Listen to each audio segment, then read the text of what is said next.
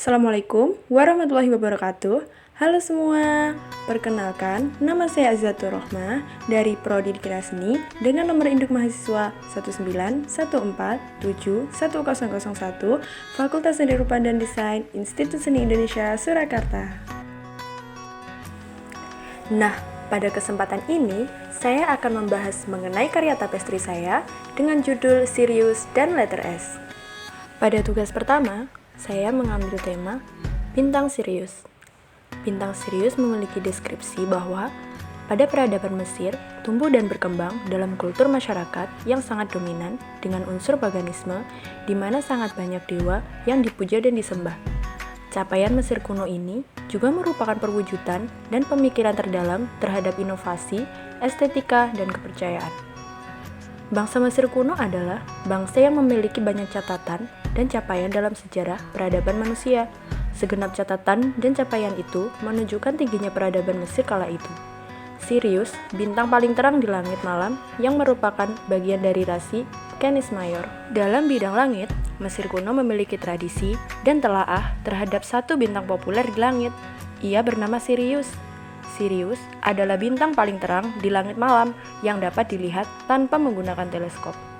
Bintang ini terletak pada rasi Canis Major dan merupakan sistem bintang ganda. Sirius berasal dari bahasa Yunani, yaitu Sirios, yang bermakna menyala atau sangat panas. Dan untuk langkah-langkah pembuatannya, yang pertama adalah persiapan alat dan bahan. Alat yang digunakan adalah kayu spanram, stik es krim, batang kayu sumpit, gunting, dan sisir. Sedangkan untuk bahan, pada tugas pertama, saya hanya menggunakan benang polycherry, berbahan polyester. Nah, untuk tugas satu ini, saya full menggunakannya untuk mendapatkan hasil yang datar pada bagian dasar dan timbul yang halus pada bentuk bintang. Dan teknik yang saya gunakan pada tugas satu ini, yaitu yang pertama, George's Wave. George's Wave pada karya ini saya gunakan pada bagian bintang Sirius, di mana hal itu dimaksudkan supaya penggambarannya nampak lebih timbul. Yang kedua, Plane Wave. Pada bagian background, saya menggunakan Plane Wave secara keseluruhan. Pertama digunakan untuk mengikat secara kuat pada bagian bintang dan supaya terlihat lebih rapat dan padat. Yang ketiga, Pile Wave. Digunakan pada bagian hiasan yang terletak di samping bintang Sirius yang bagian bawah. Yang keempat, Diamond Wave. Digunakan pada bagian hiasan yang terletak di samping bintang Sirius yang bawah. Ia terletak lebih tepatnya di bagian bawah Pile Wave. 5. Zodiac Wave. Ia juga digunakan pada bagian hiasan yang terletak di samping bintang Sirius yang bagian bawah. Yang keenam adalah Lungsi. Nah, untuk deskripsi tugas 2 dengan judul Letter S. Ikan koi masuk Indonesia sekitar tahun 1991 ketika Kaisar Jepang bernama Akihito memberi cenderamata puluhan ikan koi ke Presiden Soeharto. Selain sebagai peliharaan, ikan koi juga bisa sebagai sumber penghasilan karena tingginya pangsa pasarnya dengan harga jual sampai jutaan rupiah. Ikan koi merupakan salah satu komoditas ikan air tawar primadona di pasar internasional, di mana jumlah ekspor ikan hias di Indonesia masih yang tertinggi di dunia. Pada umumnya, ikan koi sering dijumpai di berbagai tempat. Terlepas dari itu, ikan koi juga bisa menjadi kesenangan tersendiri bagi para penghobi karena pola warnanya yang bermacam-macam. Ikan koi terkenal sebagai ikan peliharaan karena berwarna-warni cerah dan dianggap sebagai ikan pembawa keberuntungan, simbol cinta, dan persahabatan. Dan untuk bentuk letter S yang telah terpilih untuk menjadi tema pada karya 2 ini menambahkan kesan pergerakan pada gambar yang statis. Pada sebagian kasus, hal ini bahkan dapat menambahkan kedalaman dan perspektif pada suatu objek. Dan untuk bahan pada tugas 2 ini, saya menggunakan benang polycherry polyester dan benang on Borneo serta bahan-bahan yang lain. Dan untuk teknik yang digunakan pada pembuatan karya 2 ini terdiri dari 3 simpul. Yang pertama adalah lungsi. Ia sebagai bagian inti pada pembuatan karya 2 ini, berupa dasaran yang berfungsi untuk mengikat simpul-simpul yang lain. 2. Plane Wave. Digunakan untuk bagian background. Yang ketiga, George's Wave. Digunakan pada bagian tubuh ikan, sirip, dan ekor yang menjuntai. Dan untuk tahap selanjutnya adalah tahap penciptaan karya. Yang pertama adalah pemilihan ide dan gagasan.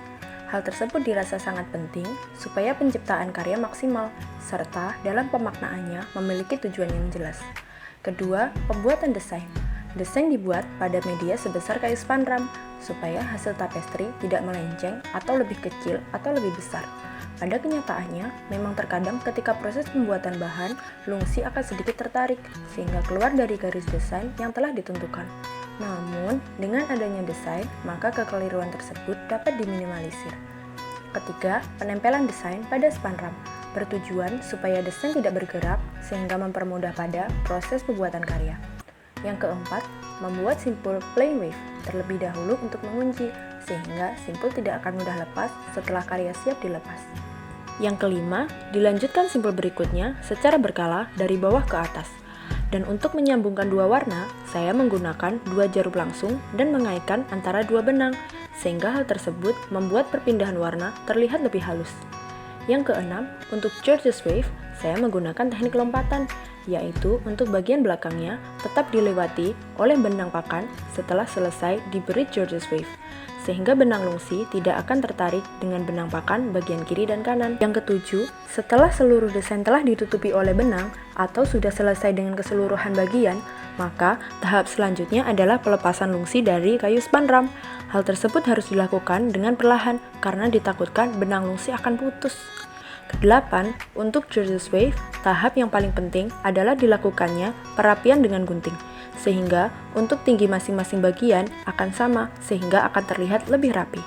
Agar tidak terlalu panjang, juga jangan terlalu pendek, karena jika terlalu panjang ditakutkan akan mengganggu pemandangan atau bentuk dari desain itu sendiri. Yang kesembilan, dipasang di kayu silinder sepanjang 60 cm atau posisi lebih panjang daripada tapestri itu sendiri. Yang terakhir, bagian bawah disisir dan dirapikan dengan gunting. Untuk mendapatkan hasil yang lebih memuaskan, maka hal tersebut sangatlah penting untuk dilakukan. Sekian presentasi dari saya. Terima kasih untuk perhatiannya dan sampai jumpa. Wassalamualaikum warahmatullahi wabarakatuh.